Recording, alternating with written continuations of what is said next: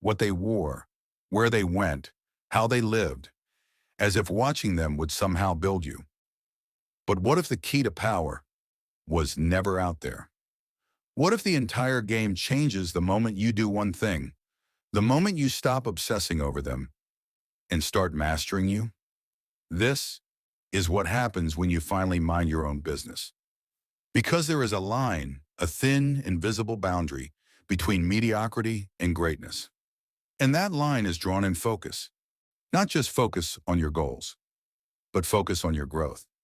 Every empire ever built began with a decision to go inward, to reject the noise, to stop asking the world for permission, and to start asking yourself, who am I becoming?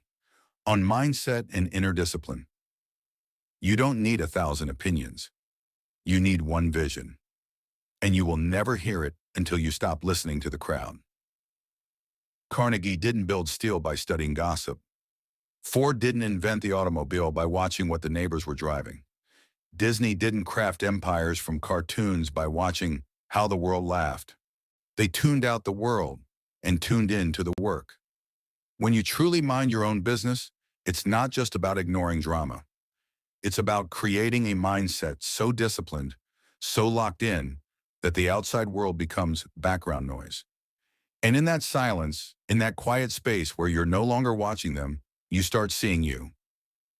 That's when the blueprint reveals itself. Because success is not a sprint. It's a shift. A shift from reacting to building. A shift from comparison to creativity. A shift from waiting to becoming. Your mind is a garden, and every moment you spend watching someone else's life, you're watering their garden instead of yours. You can't grow what you don't feed, and you can't build what you don't believe in. So you've got to make a decision.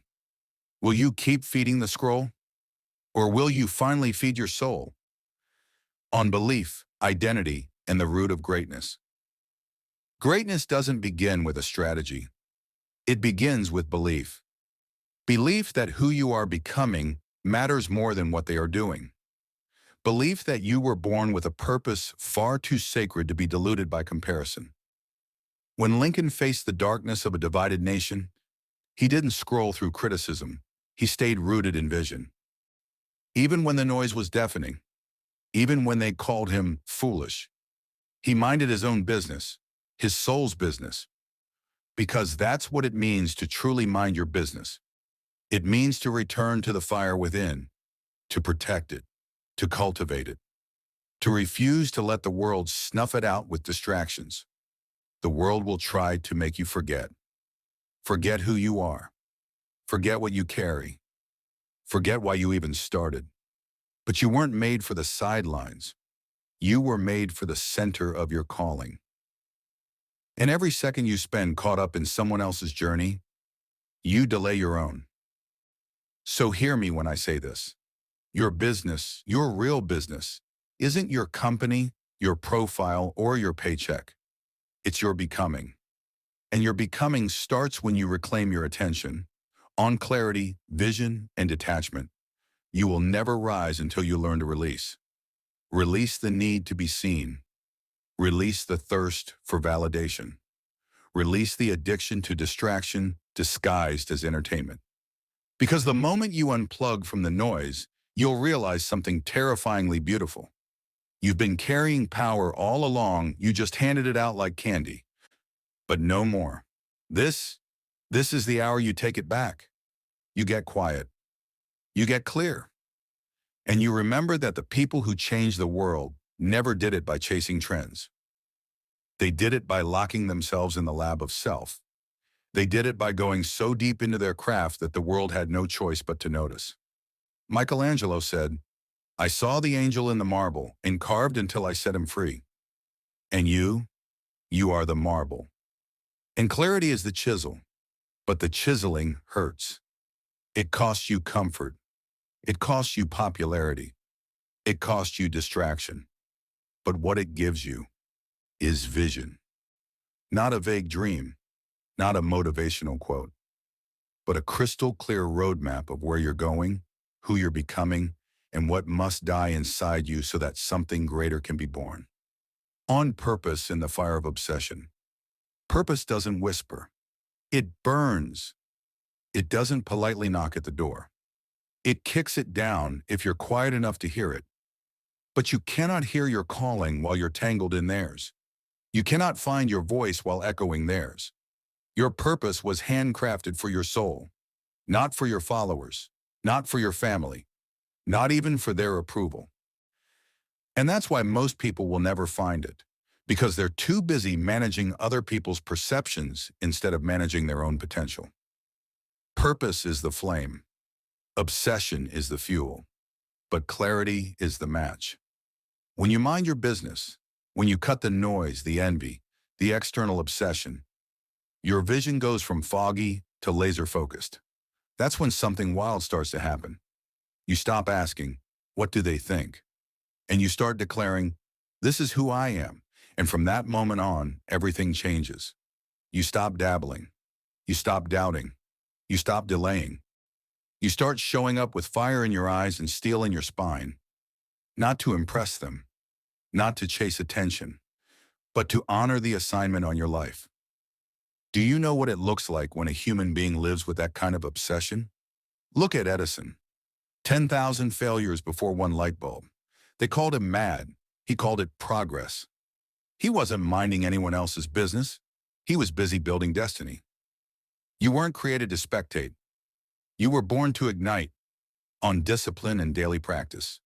Discipline is not punishment. It's devotion. Devotion to something higher than impulse. Devotion to your future self. Devotion to the version of you who is watching and waiting to see what you'll choose today. Every morning you wake up as a vote for who you will become. So ask yourself, who are you voting for? Are you voting for the distracted you, the reactive you, the approval-chasing you, or the disciplined you, the focused you, the unshakable, purpose-driven you? Because success is built in quiet, boring, brutal repetitions. It's the invisible work that no one claps for, but that builds the kind of foundation no storm can break. Look at Kobe Bryant. He shot 1,000 free throws a day while the world slept. That's not talent. That's obedience to greatness. And if you want that kind of impact, you don't need applause. You need discipline. You don't need to be seen. You need to build. So build your mind. Build your rituals. Build your standards so high they make average people uncomfortable. Because when you mind your own business, you build a life no one else can take from you. On action and execution. You know what kills more dreams than failure?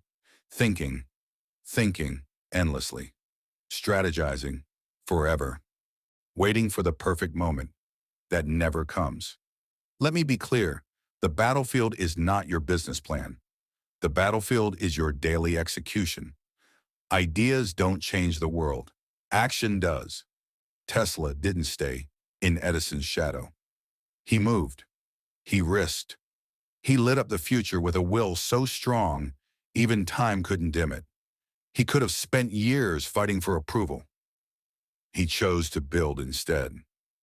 That's the difference between the ones who dream and the ones who do. You don't need more information. You need ignition.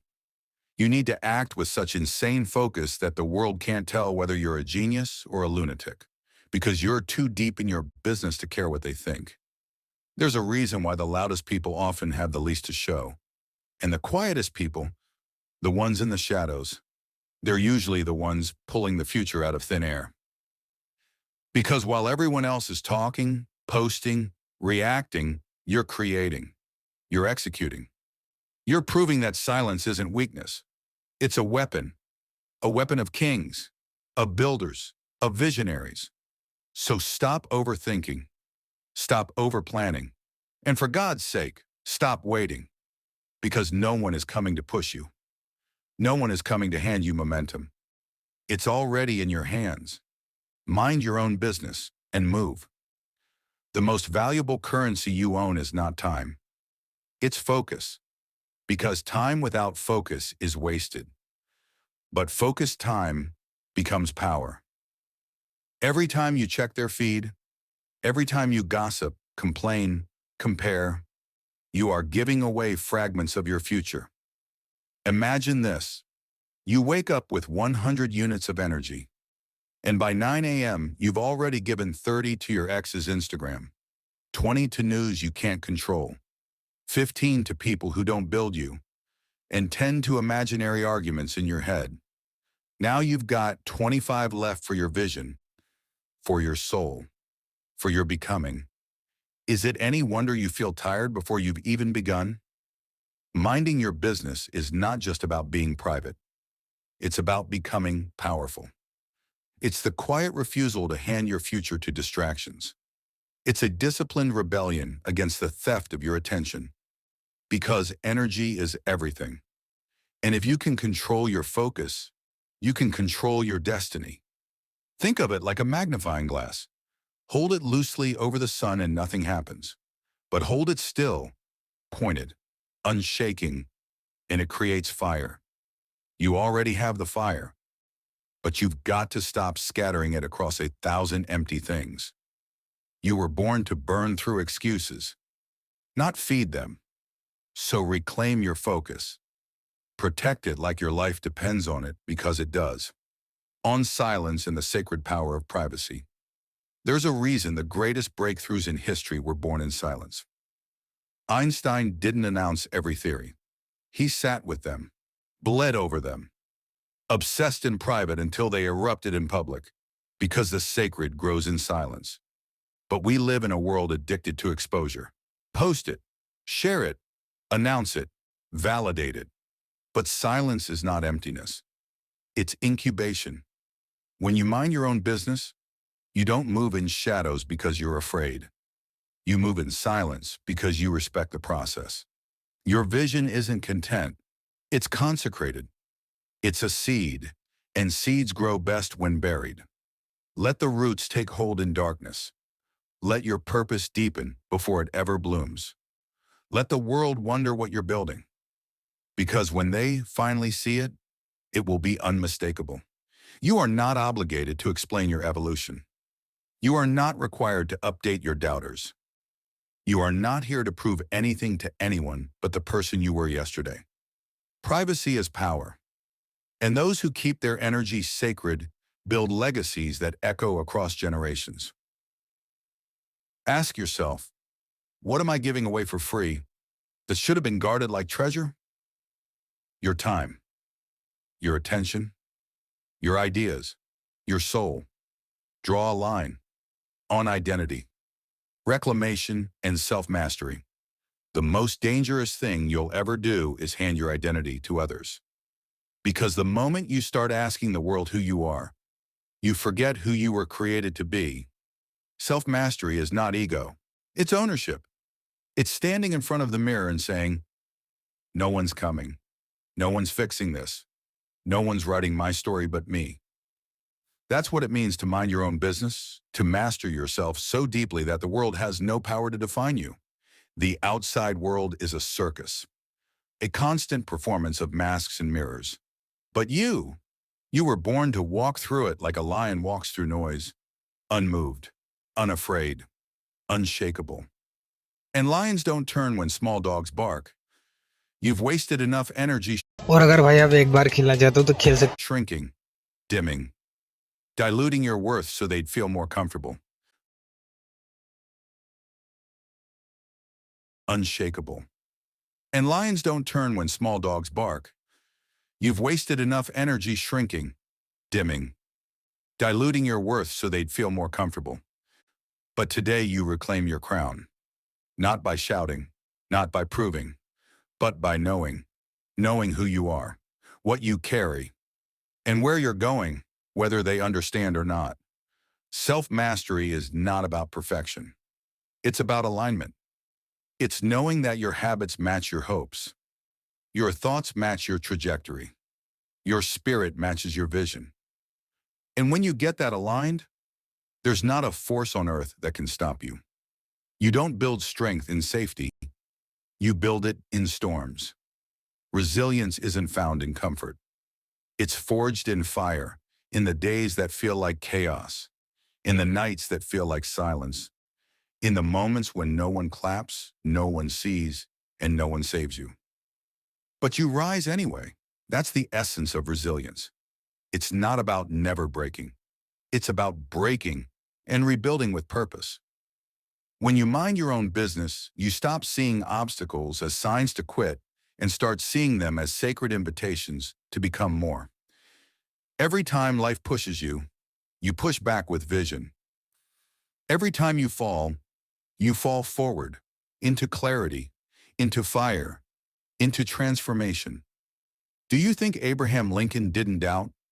He failed in business, lost elections, buried his child, and still he rose. Not because it was easy, but because his vision was bigger than his pain. That's what resilience does. It whispers to the broken parts of you, this is not the end. This is the beginning of your real story. So stop avoiding struggle. Embrace it. Wrestle with it. Let it teach you what comfort never will. That you were not made to be fragile. You were made to be formidable. And every scar you earn on this journey, it's not a mark of weakness. It's a seal of initiation. The greats are not the ones who never fell.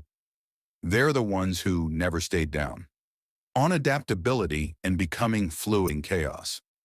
You were never meant to stay the same. Adaptability is not betrayal. It's evolution. The world will shift. Markets will crash. Friends will change. People will misunderstand your growth. Let them. Because when you truly mind your business, you don't resist change. You ride it. Like a surfer rides waves not by controlling the ocean, but by flowing with its chaos and staying upright through skill and inner stillness. You don't control the storm. You control the sail. And those who survive, no, thrive are the ones who adjust their methods while protecting their mission. When Thomas Edison's lab burned to the ground, he didn't mourn. He said, now we can start fresh. That is adaptability. That is spiritual agility. You don't cry over the ashes. You use them to draw your next blueprint. Because if you can bend without breaking, you become unbreakable. So stop gripping the old version of you. Stop trying to force your past to fit your future. Stop fearing reinvention. Minding your own business means honoring your ability to adapt, to pivot, to learn faster than life can knock you down. And in that flexibility, you find a strength that rigidity could never give you. On learning, humility, and being a student of life. You are not here to know it all. You are here to grow through it all. Humility is not weakness. It is the foundation of greatness. The wisest people are not those who shout the loudest. They're the ones still asking questions. Carnegie built an empire not because he had all the answers, but because he surrounded himself with people who did. He was obsessed not with being the smartest, but with learning fastest. Minding your business means you stop chasing perfection and start chasing progress. You stop pretending and start preparing. You become a student again of your craft, of your mind, of the people who've walked the fire before you. Your ego will whisper, you already know this. But growth asks, are you living it? Information without application is stagnation. And knowledge without execution is arrogance dressed as intelligence.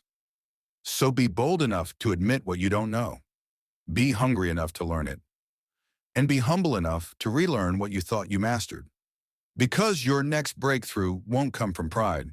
It'll come from posture, from kneeling before the altar of experience, and letting life itself sharpen you into something unforgettable. On gratitude, stillness, and the power of presence, and through it all, when the fires fade, when the world is silent, when the race pauses just long enough for you to breathe, there is a moment. A moment when you realize you don't need applause. You don't need recognition. You don't need proof of arrival, because you are here. And here is sacred. Gratitude is not weakness, it's awareness. The deep, soul-rooted awareness that even now, even in your becoming, you are enough. Not because the world told you so, but because you decided so. Minding your business means choosing presence over pressure. It means seeing the miracle in the mundane. It means pausing, not out of laziness, but out of reverence. The way the light hits your desk, the sound of your breath, the quiet fire still burning in your belly. This is where life lives. Not in the someday, not in the scroll, but in the now. You build the future with bricks of present clarity. You become a giant, not by sprinting, but by rooting yourself in the moment with such intensity.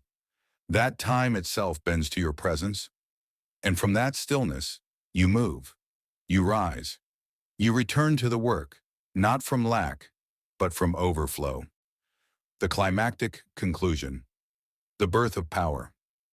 Now listen closely. There comes a moment, not loud, not cinematic, not posted for likes, but quiet. A moment when your soul says, this is it, this is the line, no more watching, no more waiting, no more giving my power away. And when that moment comes, everything in you changes.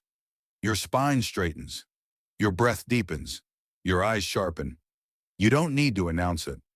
You just become it. Because this is what happens when you finally mind your own business. You stop asking for directions from people who've never been where you're going. You stop measuring your reflection through someone else's lens. You stop chasing illusions and start building substance. The doubters, they fade. The distractions, they weaken. The noise, it dies. And what remains is you, stripped down, lit up, awake. You're no longer interested in impressing the world. You're obsessed with expressing the deepest truth within you. You walk different, speak different, think different. You walk into a room and the energy shifts, not because you need attention, but because you carry alignment. You stop reacting to every opinion. You stop flinching at every failure. You stop explaining your worth. Because the person who minds their business minds their destiny. And destiny does not shout. It does not plead. It does not beg for permission. It whispers, "Are you ready now?" So you rise. You step forward. You pick up the tools. You build. Not for applause. Not for comfort. Not for revenge. But because the fire in you finally burned loud enough to silence the fear around you. This is your becoming. This is your alignment. This is your declaration to never again trade your soul for someone else's validation. Let the world do what it does. Let the noise scream. Let the critics bark. Let the chaos swirl. You're busy. Too busy becoming. Too focused building. Too deep minding your own business to ever go back. This is your hour. Not tomorrow. Not next year. Now. So breathe deep, stand tall, munto, and move like a warrior who remembers exactly who they are. Because when you mind your own business, the universe moves mountains to meet your feet. And nothing, no force, no failure, no fear can stop what's already yours. So go, build in silence, rise in purpose, speak in fire, walk in truth, and never forget, the loudest move is made in silence. So if no one told you today, you don't owe the world your updates. You don't owe the crowd your thoughts. You don't owe anyone your energy, your vision, your mission. You owe it to yourself to rise, to turn down the noise, to shut the door, to look in the mirror and say, I am done feeding the world while starving my purpose. Because now you build, now you focus, now you go to war, not with them, but with every version of you that ever hesitated. No more shrinking, no more chasing, no more explaining. From this moment on, you mind your own business, and you become the business. Because the next level of your life, it's not waiting for permission. It's waiting for you. Now go. Don't just watch this video. Live it. Mind your own business. Build in silence. Let the world feel your results. They'll never see you coming.